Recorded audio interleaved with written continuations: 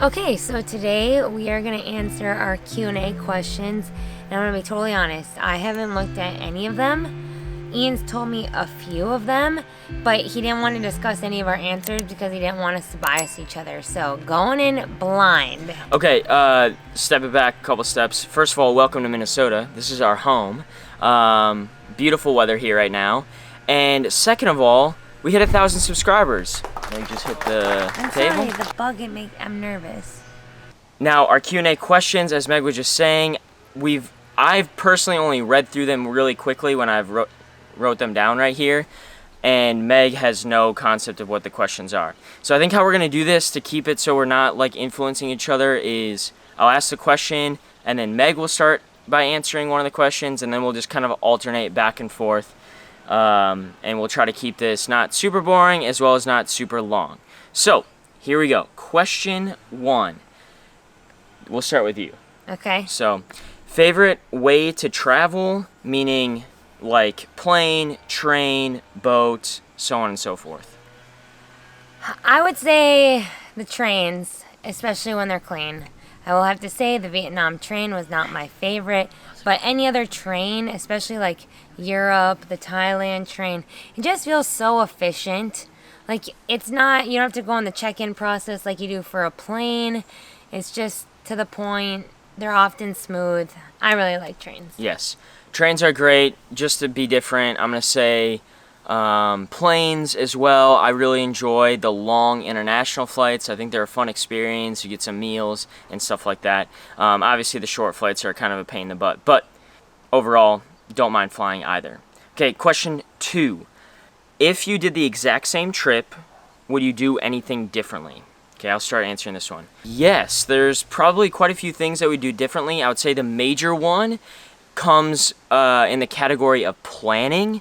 I would say that in the beginning of our travels, it's easy to fall into the trap of just doing what people tell you to do, as far as like when you go to, for example, like Chiang Mai, Thailand, they're like, all right, you need to do this, this, this, this, and this. And you just do it because that's what everyone says to do. But I would say in the beginning of our travels, we did exactly that, which isn't our favorite way to travel. We found out as we gained more experience, we started doing what we wanted to do. And it made traveling much more enjoyable as well as just easier for planning. I would agree. Kind of a similar note. I think at first we fell into visiting cities, which are great and they have a lot to offer, and you usually have to go to them anyway because that's where like major transportation is. But I think we spent too much time in the cities because we thought we needed to, and as soon as we stopped doing that and sort of just listening to what we knew we liked to do, our travels got that much better. Yes. Question 3. Did you both want to start traveling, or did the idea of one convince the other? I think I'm answering this. Yeah, you start. We both like to travel, but I would definitely say this big trip was Ian's brainchild, but it didn't take a lot of convincing. Basically, I always liked traveling, but during COVID, we started following, or we just watched a lot of YouTube videos of people that travel. Shout out Karen and Nate. But as soon as we started seeing what some people were doing or how some people were seeing the world, we were hooked. Ian just had to do a little bit more of a little push at the beginning to make sure finances were in the right place. And yeah. Yeah, that's exactly right. I think it was maybe my idea, but it didn't take much convincing, and we saw other people doing it and we were like, we can do that. So we did it. So now, question 4. What do you miss most when you travel? I'll start this one. I would say I miss just the consistent routine of working out. I think me and Meg both found that for us, working out is really beneficial as far as just our mood, our energy level. And when you're traveling, just by nature, there's going to be periods of time when you can't work out. So I would say we do as much as we can, but I would say for sure we're, these dogs are distracting. Yeah, These dogs are distracting me. Anyway, I would say for sure missing that routine of working out is probably the thing I miss most. I definitely prioritize working out when we're on vacation a lot, so that routine is hard. But for me, it's for sure the people, my closest people specifically. I love meeting new people, so that brings me a lot of joy when we're traveling. But like my closest circle, like having communication and just daily, weekly contact, missing that is hard for me. Question 5. If you could live anywhere you visited, where would it be? There's a couple places that were definitely more livable than others. I would say probably either Bali or Chiang Mai. You get one. Oh, well, You get can't I one. get both? No, you get one. Because I want one too. Okay, well, it's hard because Bali was the last place we were. It's just right there in our memory. And being there, I didn't want to leave at all, so I'm going to say Bali. Okay, I said one because I want to say the other one. Just so I'm different. I would say Chiang Mai, being that she said Bali, I agree with her with Bali, but Chiang Mai also was like one of the first places we visited, which is kind of interesting that it still sticks in my brain. But as far as like livability, it has the best of both worlds. You get some culture, you also get some modern amenities, you got a nice gym. There's mountains right there. Yeah, mountains, lots of nature stuff, so I would say Chiang Mai. Great. Question 6. What is one thing you argue about most? Let's see. We don't argue that much, and I'm just being completely honest, and so that's nice. But I would say if we argue most, it's usually about really little things, usually when we're tired, lost, and hungry, and it's really we just get short with each other. I would say the thing that I get most that easily sets me off is so I do most of the planning like on the day to day, and Ian does the YouTube videos. And I sometimes get frustrated or tired of planning every meal, every step, everything we're doing, and sometimes I will try to engage Ian, but I also get kind of guilty when I try to engage Ian because I know he's making the YouTube videos. So every once in a while there's a little bit of like, I don't want to do this anymore, meaning I don't want to plan everything anymore. And then Ian will usually step in for like a day, and then I take it back after I'm done. I will add on that and say if you have goals of traveling long term, make sure you find somebody that's good at planning and has the patience for planning, because I do not. Meg does such a good job with that. You can imagine every single day we wake up, there's like 1,000 decisions that need to be made. We have no idea what we're doing any which day, and whatever we eat, whatever we want to do, wherever we want to go, transportation everything needs to be planned. So it's a ton of work, and she does a really good job. So I appreciate that. Question 7. How do you manage to travel affordably? Okay, I start.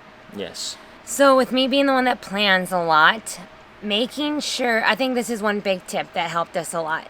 When I book where we're staying, for example, I have a budget. It needed to be less than $30 a day. Ian made these budgets before we left. We kind of modified them as we went because we were kind of guessing before we left. But one, I make sure that where we're staying is walkable to the basic needs. So that means where we're staying is less than $30. We are in walking distance to a gym, and we're in walking distance to groceries or food. Because that way we're not worried about taxis, car ride, that in-between travel. I'll just build off that. That's a good point. Like finding a good location for wherever you're staying saves you a lot of money on transportation. But building off that as far as making sure that you understand like costs that you can control and costs that you can't control, right? Accommodation, you're gonna have that cost every night unless you sleep outside, but you're gonna have that every night, right? So you can't get too uptight about the cost there. You gotta do stuff when you're traveling, right? Like you don't wanna just sit in your hotel room, so excursions are gonna be part of it. For us, paying to work out is going to be part of it. So what can we control? For us, most of the time when we're budgeting and trying to save money, it usually comes in the form of finding cheaper places for food, because we can control that, and trying to be really cost efficient with travel. So like transportation. So like trains, taking cheap buses when we can, finding the cheapest flights, because some of the stuff when you're traveling, you want to spend the money because you want those experiences. So I think understanding what you can control and what you can't is going to be key in making travel sustainable. Question 8. What can't you travel without? I think I'm supposed to, okay. What can't you travel without? I will go first.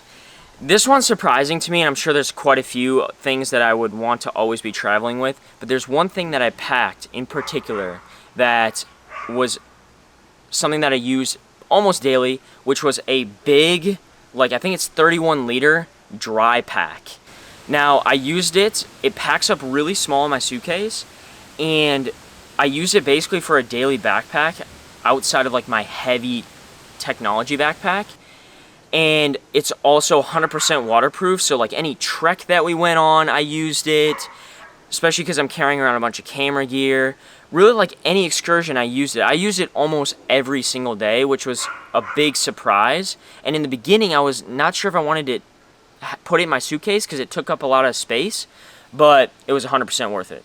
Honestly, just like a quality suitcase or a quality backpack. Because you take it for granted. I know we traveled a lot. We moved around a lot.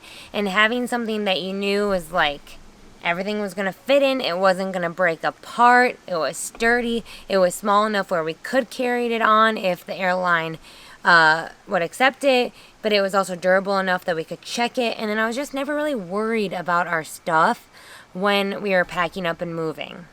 That was nice. Question 9. What was most surprising about your first long-term travel experience? I think it's you first. Oh, gosh. I wish you would have told me these so I could have thought about it a little bit. What was the most surprising? What was the most surprising? Okay. What was most surprising about your first long-term travel experience? More so where we traveled to. I was so surprised about Southeast Asia. I think I thought I knew what it was going to be like. I watched videos of other people's experiences, and I was just so blown away and so surprised on just like the people and the culture in the best way possible. So I think I'm surprised on how much I didn't know about a place until I was there. Yeah, that's a good one. I would say I was surprised with our first long-term travel. I was surprised with how comfortable I got and how quickly that happened. It was like very quick when like just living in or being in another place in the world became quite normal. Now there's different things, but like we were still working out, we were walking around. Everything just was a lot more comfortable than I initially thought. And I think that's probably maybe one of the big misconceptions with long-term travel is that you're going to be in a constant state of being uncomfortable. Now there is things that are uncomfortable because you're trying new things and stuff like that, but that's like a different kind of discomfort. Excuse me. And I was just surprised with how comfortable I got and how quickly that happened. Okay, question 9, no, that was question 9. Question 10. Your favorite CrossFit gym we dropped into? You're lucky you get this one first. Okay, this one's actually very, very hard for us because... Can I just give a backstory quick? Yeah. When we first started, we would rank every gym when we went to it based on like 5 categories, just because it was something we did. Yeah. Which is kind of funny. We eventually stopped doing that because we were going to so many gyms, we couldn't keep track. Yeah. But it was fun right away for us to like, we like this one's facility, this one's programming, this one's blah, blah, blah, blah. Okay, sorry, go ahead. Yes, this is a hard one to answer because we've met so many great people at every single gym we've been to, and dropping into CrossFit gyms while we're traveling really fills us up because, like I said, we get recommendations from people, we meet great people, and honestly, every gym that we went to in Southeast Asia exceeded our expectations. Like every single gym was amazing. So I'm just going to preface my answer with that. Oh my gosh. I have a top 3.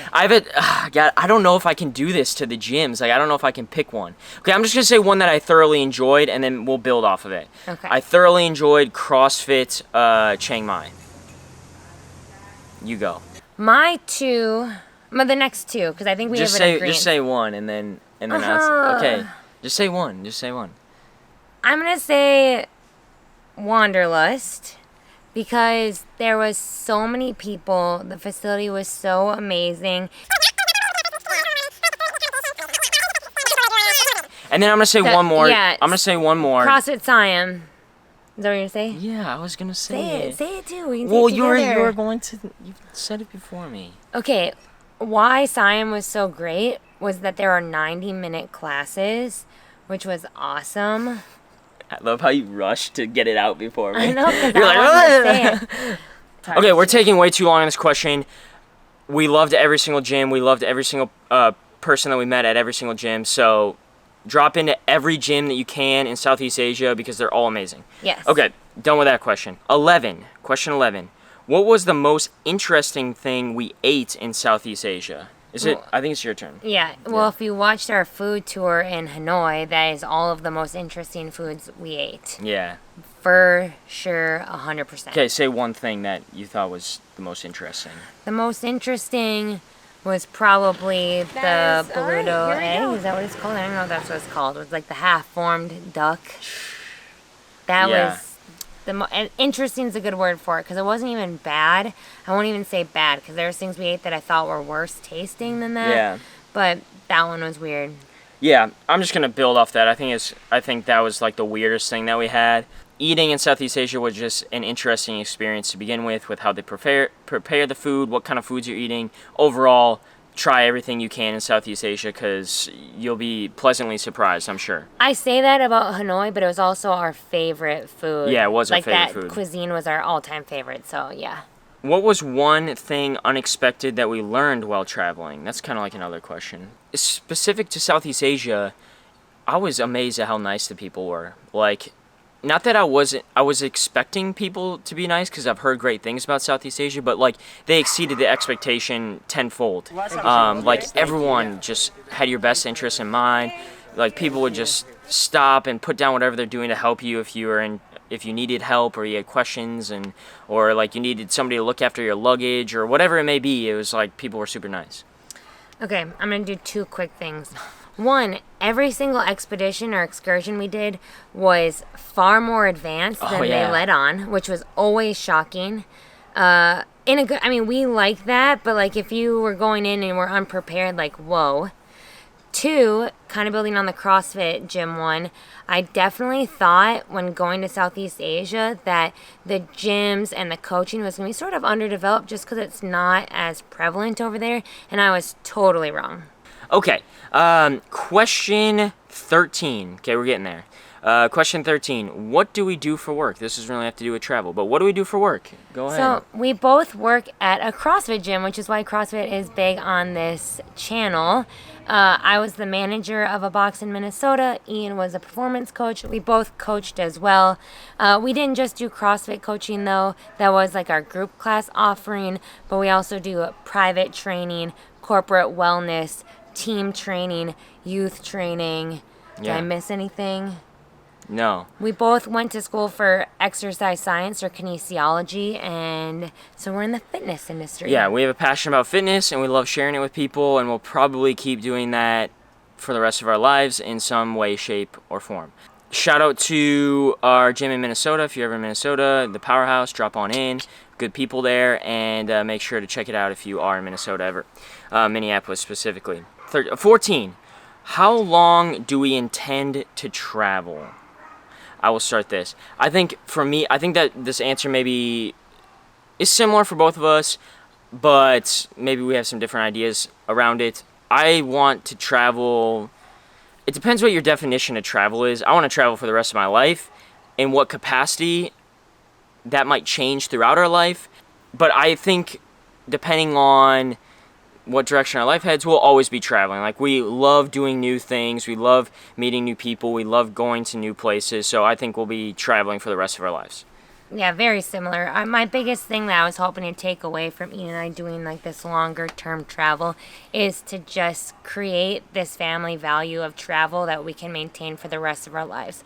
So we're doing something we did something and we are continuing to do something that was big and uncomfortable. So we are learning so much to the point that nothing really seems scary when we think about traveling. That way, just going forward, like traveling in itself is less daunting. We feel more comfortable. We've learned tools that work for us, and just building the habit of travel is what we want to do, and we want to continue that forever. I'm sorry. We want to continue that forever. 15. Last one. Last one. Okay. Should we share everything with what we're going to do with this? Okay, the last question is, what is our next adventure? We do have plans for what our next adventure is, and battery just died, so I don't know where I was at with that last question, so I'm gonna redo the whole thing. We're not gonna share all the details, but exciting, we do have our next adventure planned, and we're looking forward to sharing it with you guys or this online community. And it's something that's been on my bucket list for a very, very long time, and we're finally gonna check it off, and that is heading to Nepal and doing the Everest Base Camp trek.